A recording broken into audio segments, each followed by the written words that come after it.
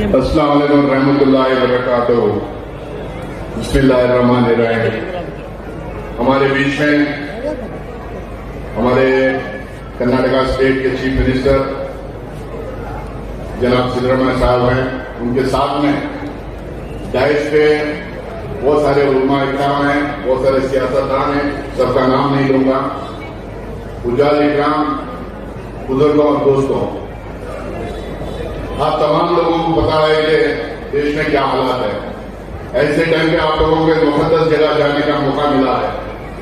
मुझे कुछ दिन पहले पता चला जो 54,000 प्राइवेट टूर ऑपरेटर्स थे, उनका लाइसेंस हमारे देश की सरकार कैंसिल की है। तो ऐसे मौके पे जब सीट कम होने के जा रहे हैं, आप लोगों को जो मौका मिल रहा है, इसका मतलब है कि अब देश में जितने 22-25 करोड़ मुसलमान हैं, उसमें सबसे ज्यादा आप लोग खुशनसीब हैं कि आप लोगों को मौका मिला है। ऐसी जगह जब जा रहे हैं तो मैं आप लोगों की गुजारिश करूंगा कि हमारे देश के लिए आप लोग दुआ करें। अभी कुछ दिन पहले जो कश्मीर में हादसा हुआ, तमाम लोगों को पता है। मैं हमारी पार्टी के तरफ से general secretary incharge Jammu Kashmir का होने के नाते कुछ दिन पहले, मैं 2 दिन पहले गया था वहां पे। जो कहानियां सुना, जो दहशतगर्दी वहां पे हुई, वो टेररिस्ट अटैक में जिस तरह से मजाक पूछ के मारा गया, लेकिन दूसरी तरफ एक और एक किस्सा भी है। हम जितना भी ये टेररिस्ट अटैक को खंडन करें उतना कम है, जितना भी इसकी मजम्मत करें उतना कम है। लेकिन उसके साथ साथ में जो कश्मीर के मुसलमानों ने जो मुजाहरा किया अपने किरदार का, उसको भी हम लोग को याद रखना चाहिए।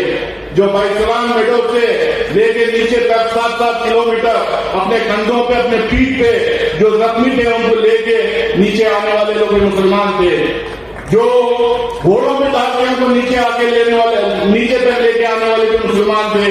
और जो लोग वहां से जो टूरिस्ट गाइड थे, जो अपने कंधों पर बिठा के नीचे तक लेके आने वाले मुसलमान थे।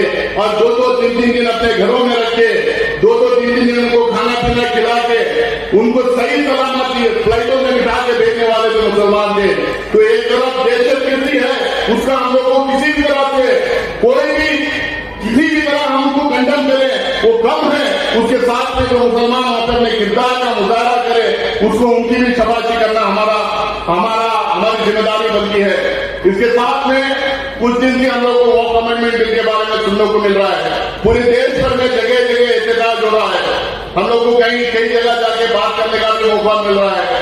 केंद्र सरकार जिस तरह से एक बिल लेके आई है, ये कम्युनिटी को टारगेट करते हुए, और तमाम आप लोगों को उसका पता है। ज्वाइंट पार्लियामेंट्री कमेटी में जो सवाल हम लोगों ने उठाए थे, पार्लियामेंट में जो सवाल हम लोगों ने उठाए थे, लेकिन उनका जवाब इस सरकार के पास या मंत्री के पास या प्रधानमंत्री के पास उसका जवाब नहीं था।